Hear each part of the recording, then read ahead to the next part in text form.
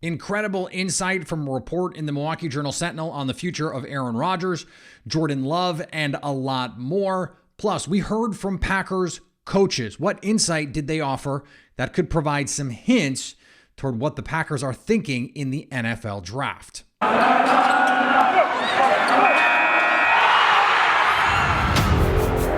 You are Locked On Packers, your daily Green Bay Packers podcast.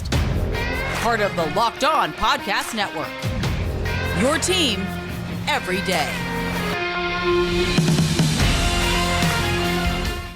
You are Locked On Packers, part of the Locked On Podcast Network, your team every day. I'm Peter Bukowski, and I cover the Packers for The Leap, a newsletter I would love for you to subscribe to. Follow me on Twitter, Peter_Bukowski. Follow the podcast on Twitter at Locked On Packers. Like us on Facebook.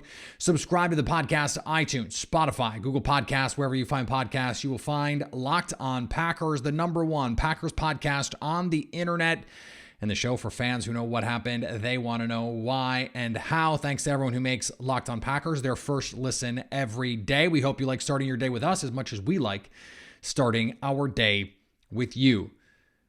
I want to get to a couple different things here today. We're going to talk about defensive linemen, offensive tackle, what the coaches that we heard from yesterday had to say about where this roster stands with those guys and what it could tell us about the upcoming NFL draft. But I want to start with a piece from Tom Silverstein in the Milwaukee Journal-Sentinel about Jordan Love and expectations of Jordan Love, the future of Aaron Rodgers, and there's some really interesting stuff in there. Let's start with what is being aggregated out of it, and that is that Aaron Rodgers is not going to attend any of the optional work at mini camps and over the spring. That's not a big surprise. He didn't come last year. He didn't go the year before. Jordan Love is going to be the quarterback of record for the Packers in the interim, and that has some repercussions for the regular season. Last year, I don't think it made a big difference. Devontae Adams, Allen Lazard, Marquez Valdes-Scantling, Randall Cobb, all that stuff. Not a big deal. You know those guys. They didn't know at that time Randall Cobb was going to be on the team yet, but Aaron had to have a clue that that might be happening, and that when he got to training camp, they could just hit the ground running. Well, that's not the case anymore. Irrespective of whether it's a veteran, whether it's a draft pick, or you get a trade or something at receiver, it would be nice to get some more reps in. Now, he's going to be at the mandatory camp days in the spring, and of course, they'll have training camp. He's probably not going to take a lot of preseason reps, if any, so those will go to Jordan Love. Well, it's really hard to build chemistry with receivers if you're not there.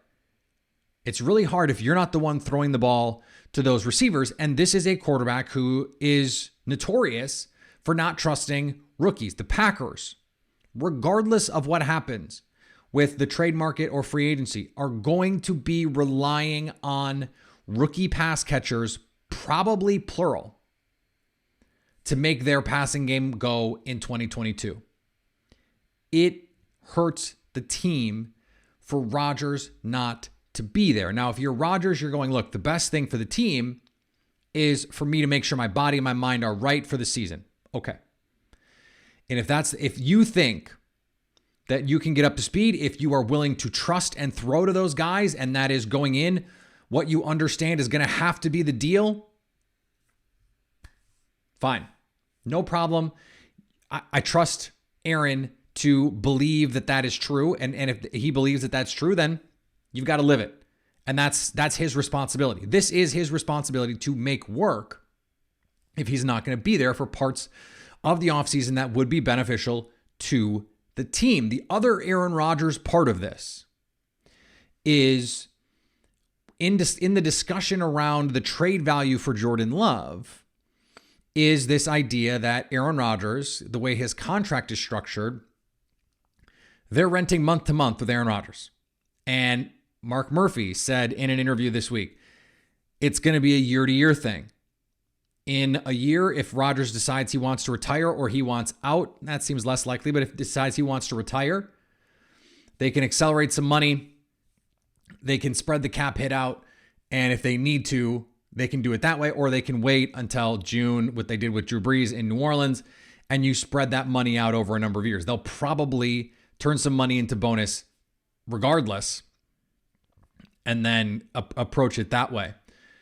In a year, 2 years, the way that Spoon phrased it, it's a year, potentially 2 years, and then maybe a third. Maybe that seemed less likely, that this is going to be 1 or 2 years.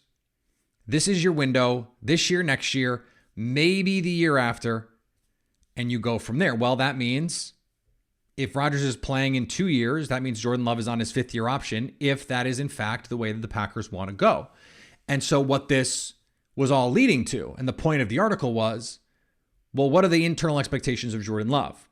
A couple key points in there. The article lays out that the team is happy with his development. They were very pleased with the way that he looked last spring. He looked to be at his best in the OTAs when Rodgers was not there. And then when Rodgers was in the building in training camp, he was not the same sort of vocal leader, not the same sort of, didn't play with the same sort of command and the same sort of confidence on the field that the team wanted to see. That doesn't make sense to me. And it's not that what happened, it doesn't make sense. Of course, what happened makes sense. The team being concerned about that doesn't make sense to me, because you're talking about a player who was in the midst of throwing an epic hissy fit, and you're wondering why Jordan Love came in with all the reps and is going, this is great, I'm loving this. And then when the aggrieved quarterback, the guy who made it clear he was not thrilled about the Jordan Love pick.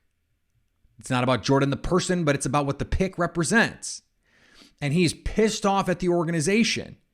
He comes back, and Jordan Love is deferential to that guy? That concerned you? That a young player would be deferential to a soon-to-be two-time Hall of Fame quarterback, future two-time MVP quarterback, future Hall of Famer, all-time great Green Bay Packer, and the QB1 of your team? That was weird to you? I don't know how much that is I don't want to say true, but I think when I read that from team sources, my first thought is, this is about sending a message to Jordan Love.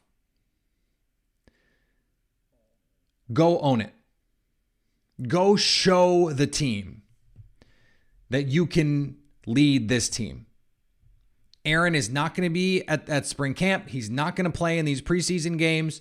And so the next step for you is, while you're getting all of these reps, to own it, to play with that command, to go into the huddle and own it. It's about intentionality. It's about confidence. It's about swagger. And Aaron Rodgers and Jordan Love, clearly different people, but Aaron Rodgers showed up in Green Bay like, who is this guy, Brett Favre? I'm the best quarterback on this team. And if you read Jeff Pearlman's book, he was a dick. Aaron Rodgers was. He did not treat Brett Favre with respect, and that lack of respect ran both ways. Now, Jordan Love and Aaron Rodgers seem to have a much different relationship, and maybe part of that for Rodgers is that Jordan Love treats Rodgers much differently than Rodgers treated Favre, as hypocritical as that might be. If you're the Packers, what you want to see is Jordan Love saying, this is my team now, old man. No, he doesn't have to be that ostentatious about it. He doesn't have to be that arrogant about it. They want him to own it. Say, okay, this is my team. And I think coming in with young receivers is actually a benefit to him, because he's going to get those reps. He's going to get the chance to say, I'm going to build this rapport with Chris Olave or Treylon Burks or Jalen Tolbert or George Pickens or Christian Watson or whomever. And I think that's going to matter to Green Bay too. You draft one of these guys and you're trying to decide, is Jordan Love the future of this team? Well, how he meshes with the potential future number one receiver on your team probably also plays into all of this as well. The last thing here is Silverstein said that the Packers are looking for a second-round pick for Jordan Love if there's a trade, if some team wants to give them picks. And I know that there are going to be some people that go, oh, well, why aren't teams offering that? Well, because Jordan Love has played 1.5 games in his NFL career. He's played 2 preseason games, and he's really been an NFL player for 1.5 seasons because his first year was a COVID-shortened season, no preseason, no offseason work in person. And because of the way that the practice reps went, he didn't get any really practice reps with the first team or even the second team his first year. You look at Jimmy Garoppolo went for a second. He was in his 3rd season going into his 4th season. Same with Matt Schaub. Carson Wentz has been a starter his whole career. He got a big contract. We have more tape on him, and the risk is different. Jordan Love is in this in-between where he's not this, we have no idea what he is, intriguing draft talent, who certainly I think a lot of teams would have used second-round picks on. But now, 3rd season, this is when he's got to either create that value for the Packers or create that value in a trade moving forward.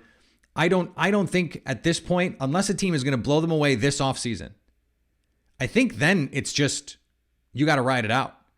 And either you're going to give him the 5th-year option and he's going to be your guy, or it's over. And so we're going to know very soon about all of that. We're going to look forward to the draft and some of the positions that we have not hit on because we heard from the coaches from the Packers about what they could be looking for in the draft in now just a couple weeks. But before we do that, today's episode is brought to you by Shady Rays. I wore my Shady Rays today. In fact, I did not mean for that to rhyme, but it did in fact rhyme.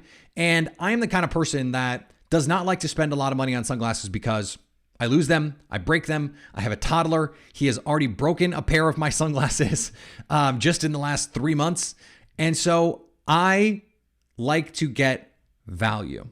I want to spend a little and make it look like I spent a lot. And Shady Rays is the perfect blend of all of that. They're going to give you something that looks like $200 glasses, and mine do.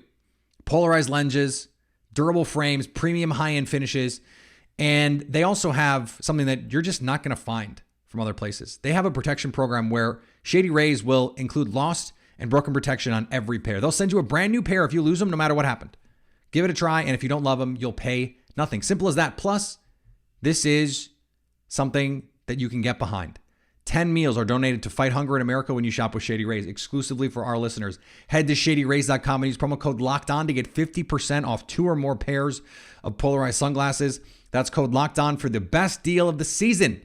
50% off 2 or more pairs of Shady Rays sunglasses, backed by over 150,000 verified 5-star reviews.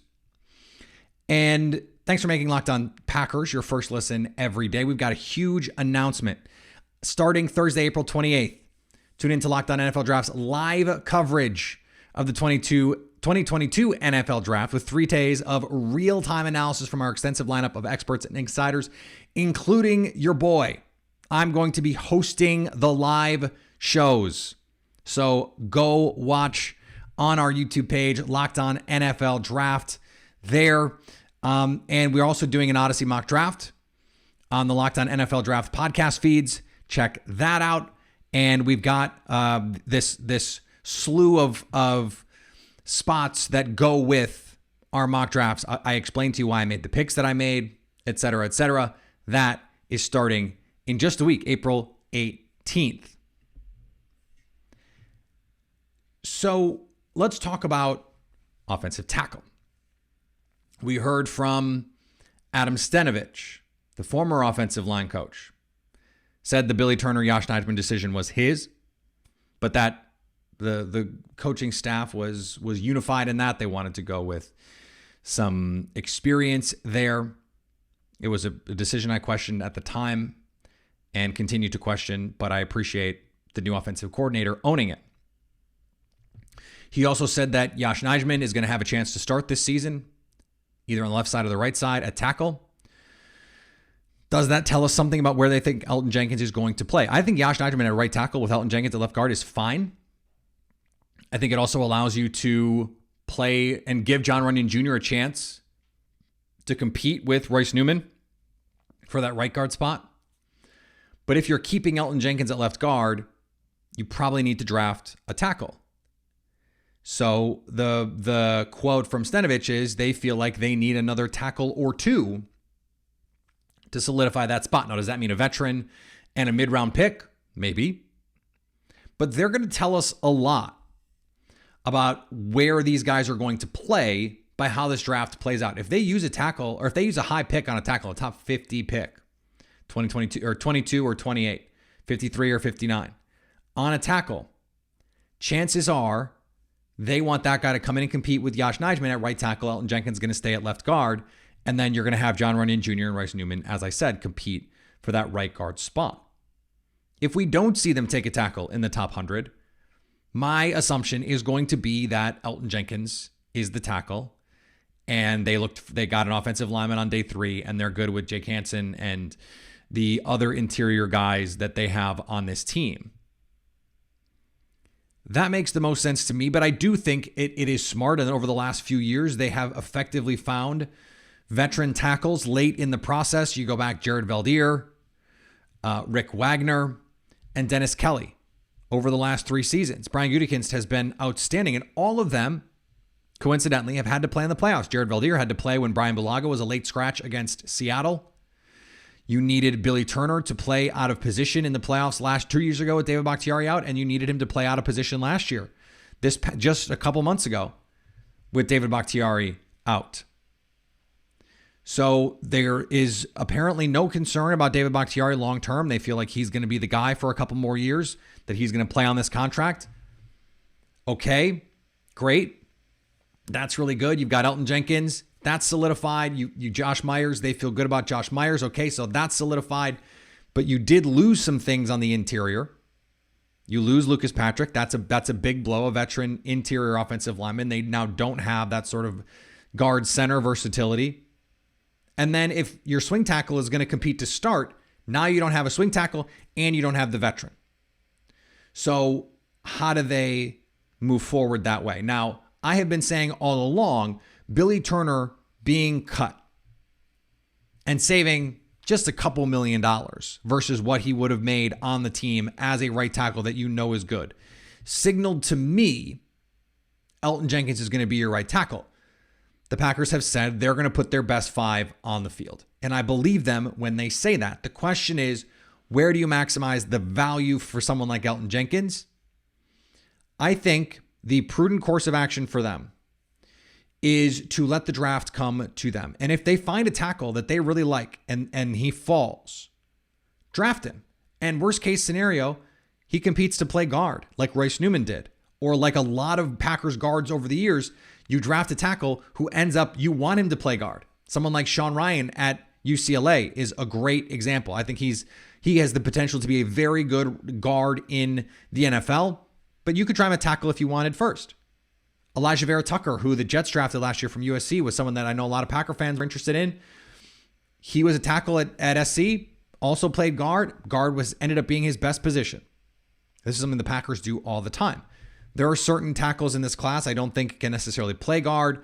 The league has gone faster, but you still need to have a certain baseline strength requirement to play inside against guys like Kenny Clark, who are still big dudes despite the Aaron Donald archetype, I think being more and more the norm, where you want penetrating, productive pressure guys on the interior. More on that coming up a little bit later. For the Packers, they have these options. Oh, a guard fell in the 4th round that we had a 2nd round grade on. Bang. You just always want to take offensive linemen. You always want to take offensive linemen. So if you find some value there, great. You can never have too many quality offensive linemen, and then you just let it sort itself out. Find the guys who are going to be the best at their positions. But you're probably not going to find a tackle better than Elgton Jenkins. That's the thing. And I just find it hard to believe that you feel like your guards are so bad that you need to leave Elgton Jenkins at guard and let Josh Nijman play tackle. If that's the case, draft a guard. Go get one, because Elgton Jenkins last year looked like a top 10 offensive tackle. If that's what you have in Elgton Jenkins, he's got to play tackle. He's just got to play tackle. So they have some options here, and I'm having a hard time. I'm trying to put together, one of the projects that I have is trying to put together the sort of optimal range of outcomes for the Packers, where they should be targeting certain positions. Again, we've talked about this through the context of like a fantasy draft. And I'm having trouble slotting an offensive tackle. I think it's more about just like letting everything come to you. And that's one of those spots. Outside of receiver, I don't think there's any position where you go, have to get that guy in this spot. There are historically places in the drafts where you can find the best value, where you're most likely to hit. But I don't think the Packers need to press anything. I don't think they need to push or rush or press. It's all about finding that value and getting the guys at the spots that you want in the value ranges that you want them. All right, more on that in just a second. But before we get there, today's episode is brought to you by Built Bar. Built Bar is the best tasting protein bar ever. It's the protein bar that tastes like a candy bar. And if you haven't tried the puffs, you are missing out. In fact, as soon as I'm done explaining this to you, I need to go buy some more, because I'm actually out. It's the worst. I'm out of Built Bars. That's the only thing about Built Bars, is eventually you run out of them and you have to order more. They are delicious and they are great for you. Packed with protein, fiber, but low in net carbs, low in sugar. And it is like a treat that you can feel really, really good about, with delicious flavors in the puff and the regular. They also have had these crisp flavors, crunch flavors, where you've got different centers. They cycle through, and they keep finding ways to come up with interesting things to put in these. I don't understand how they do it, but they taste amazing and are good for you. Go to built.com and use promo code LOCK15 to get 15% off your order. That's promo code LOCK15 for 15% off at built.com. And thanks for making Locked On Packers your first listen every day. Now go make your second listen Locked On NFL Draft. Ryan Tracy and former NFL cornerback Eric Crocker bring the NFL Draft to life every day with insight and analysis on college football prospects and NFL front offices. It's free and available wherever you get podcasts. All right, lastly here, Jerry Montgomery, the Packers defensive line coach, talked about wanting to find a third down interior pass rusher. Someone who can create some pressure, who's got a little bit more twitch than the guys that they have. TJ Slayton is a body mover, and he can give you some pass rush with pocket pressure and a little bit of first step explosiveness, but he's not quick, shoot a gap and get in the backfield. Dean Lowry, not that either. Kenny Clark, not really that, but you feel really good about Kenny Clark being out on the field on 3rd and 10 in a pass rush package. They want another guy. They don't want to have to put 3 edge guys out there. Now, we also heard from the Packers' new outside linebackers coach that they want to go 4 deep. They're only really 2.5 deep, Jonathan Garvin, so they need to add at least one more edge. I think they're going to do that in the top 100. That's a near lock. There's also some interesting guys like Logan Hall from Houston, who could do a little bit of both. Some people think he's an edge. Some people think he's an interior rusher. Well, what if he's a big edge who can reduce down and play inside on passing downs? What about someone like DeMarvin Leal, who I really like, who I think fits the profile of someone the Packers would like? He can play on the edge, big, but can also reduce down and penetrate inside. I actually think he's a better pass rusher on the edge, but still, he's got that first step explosiveness that you want. So does Logan Hall, to get into the backfield. So does Perion Winfrey. Now, where do you find that? And so, by the way, so does Travis Jones, my guy. He's not a small, little jitterbug defensive tackle who's 280 and is just going to shoot a gap and get in the backfield, but he can push the pocket. He can also win. He's got great explosiveness, especially for someone at 325, to get into the backfield and just bench press a guard into the lap of the quarterback. If you have Kenny Clark and Travis Jones in there, you're just eating up dudes. And he played on 3rd down. Unlike someone like Jordan Davis, he played on 3rd down for UConn, played on 3rd and 8, 3rd and 10, 3rd and 12, because he can go get after quarterbacks. Luckily for the Packers, there is a deep group of guys in this class who can do that. I think there are also some edge players, guys like Alex Wright, who they just had in for a visit from UAB, who is, 6'5", 270. That Zadarius Smith kind of size, that Rashawn Gary kind of size, where, all right, hand in the dirt on third down with Preston Smith and Rashawn Gary on the outside and go hunt.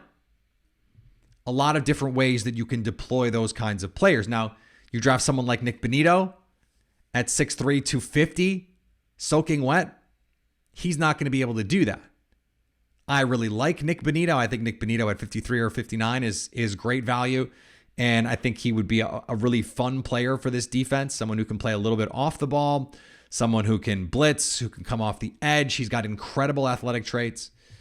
That's a fun one. I think these are two ideas that have to work in tandem on the edge and along the interior, because you could find an edge who can play in the interior. There are guys in this class, and there are interior defensive linemen who could play five technique, who could be on the edge and give you a little bit of pass rush that way too in more base down scenarios.